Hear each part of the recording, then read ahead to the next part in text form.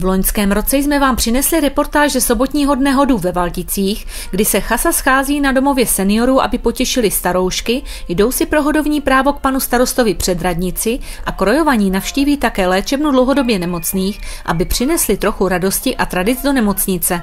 Tentokrát jsme ve Valticích navštívili nedělní hody, kdy průvod jde pro první stárku.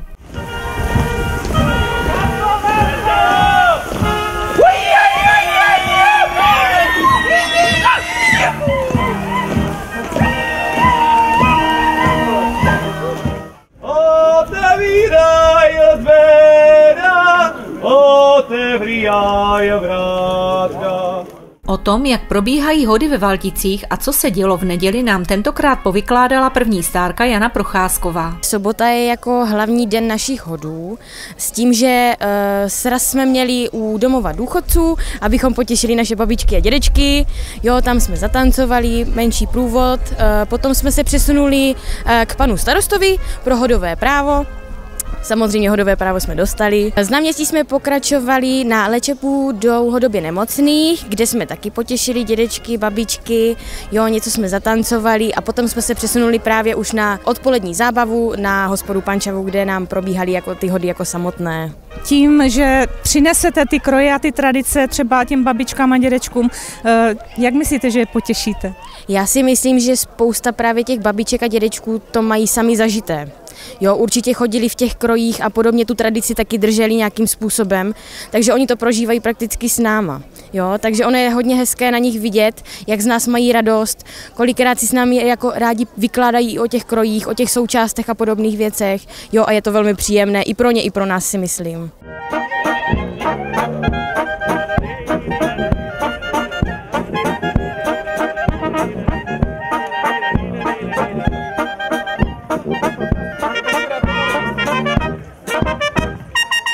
V neděli vlastně probíhá jako hlavní hřeb dne vyzývání stárek, stárky.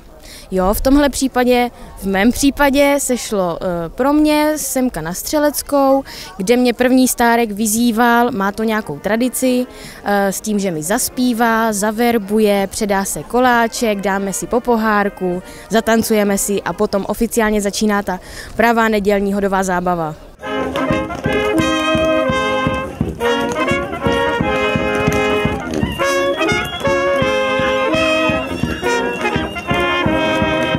Já jsem mu vlastně dávala guláč, což je znak toho, že je to hlavní stárek u nás ve Valticích.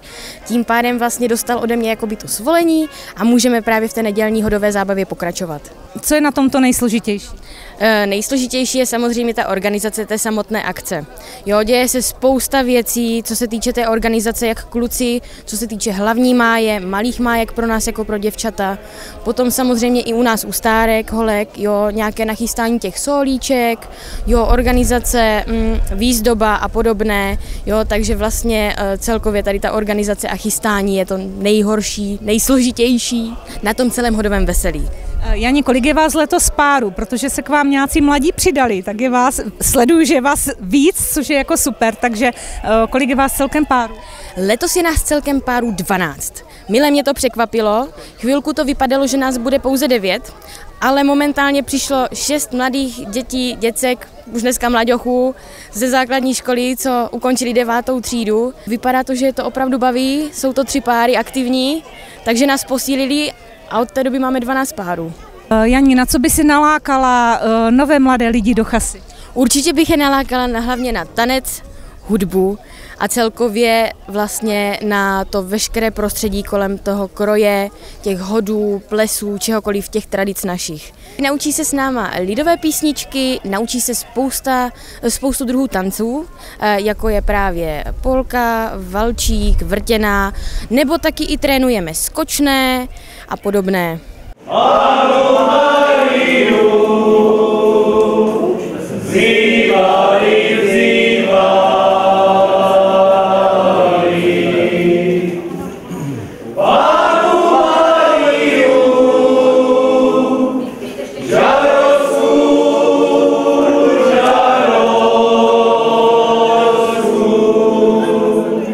Hodům předchází ještě další 2 povinnosti, se kterými nás seznámili první stárek David Bernát a druhý stárek Vojtěch Puškáš. Probíhá u vás stavění máje a jak to proběhlo letos?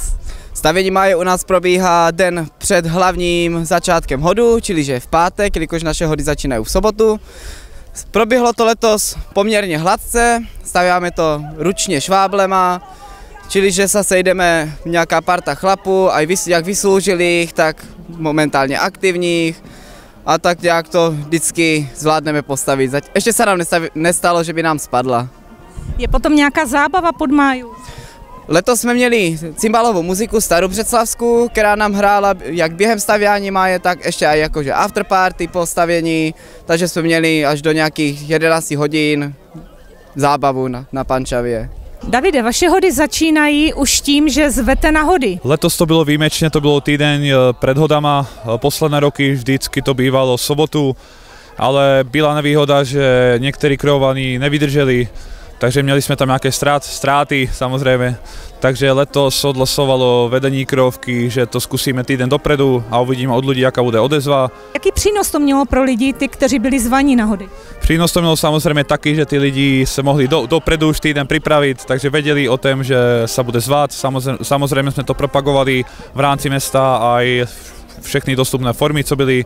A za mě ty lidi víc si můžou užít tu sobotu, samozřejmě, keď v pátek můžou pobyt dlhší pod máju, to znamená do bezkých ranných hodín, s tím, že v sobotu ich nebudeme otravovat už na hody.